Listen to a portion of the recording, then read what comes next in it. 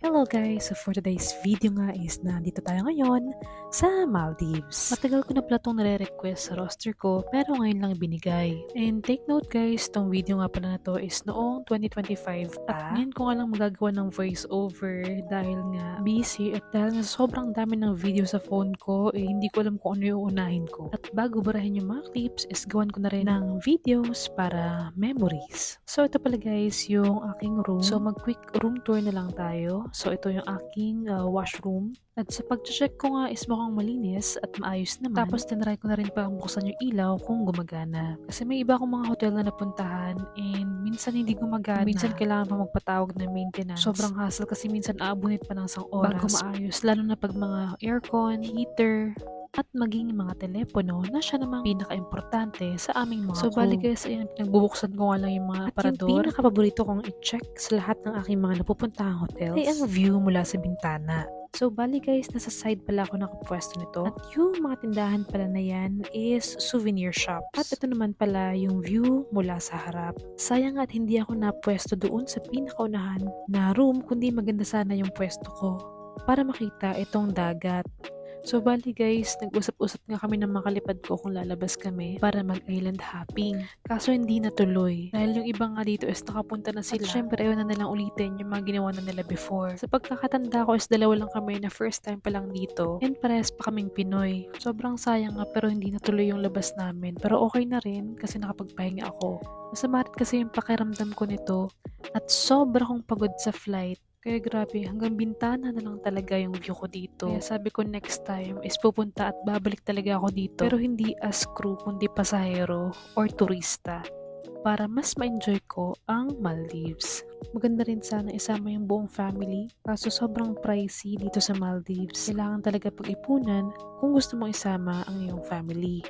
After ko nga mag-video nito guys, ay naligo lang ako, nag-order sa room service, at natulog. Grabe guys, pinaghandaan ko pa naman tong Maldives pero hindi talaga ako lumabas. Pinadala akong sunblock, hat, swimwear, pero hindi talaga ako nakalabas. Nakatulog lang ako maghapon. Tapos nagising ako bandang 7. Tapos napagpasyahan ko nga maglakad-lakad sa labas para maghanap na makakain. Balak ko rin palang puntahan yung souvenir shops na nakita ko sa baba.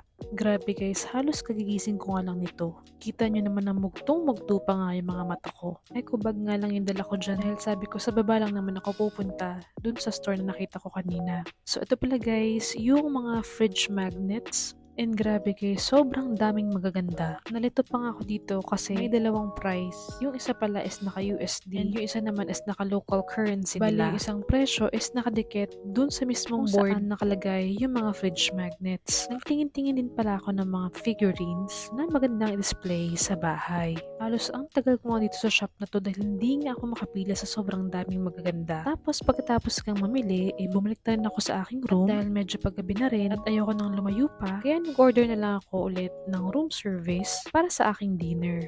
Di ko nga maalala kung anong mga tawag dito. Pero so far, is masasarap naman itong mga in-order ko. And sa pagkakatanda ko nga, gustuhan ko tong tea na to na combo ng cake na mabibili doon sa baba. Pagkatapos kang kumain, ay nagpababa lang ako ng kinain, nag-brush, nanood ng movie, at natulog. So ito pala guys, yung mga drinks na binili ko sa baba. Nakalimutan ko na may binili na pala ako mga drinks. Tapos bumili pa ako ng tea. Tapos nagpe-prepare na nga ako para matulog and sinilip ulit yung labas. Magsasarado na nga itong store na to ng mga oras na iyon. So dito pala ako guys bumili ng mga souvenirs and figurines. And sa kabilang shop naman is yung groceries. Kung saan ko nabili yung mga fruits and soft drinks. Tapos sumilip na rin ako dito sa seaside. Gabi na nga pero sobrang daming tao pa rin sa labas.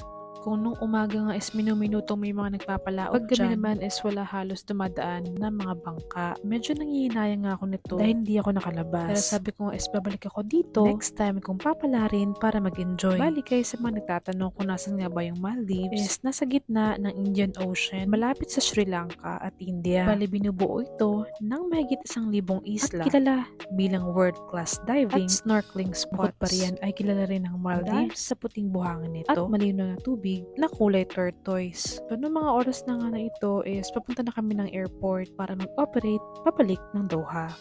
Yun lang muna. Maraming salamat.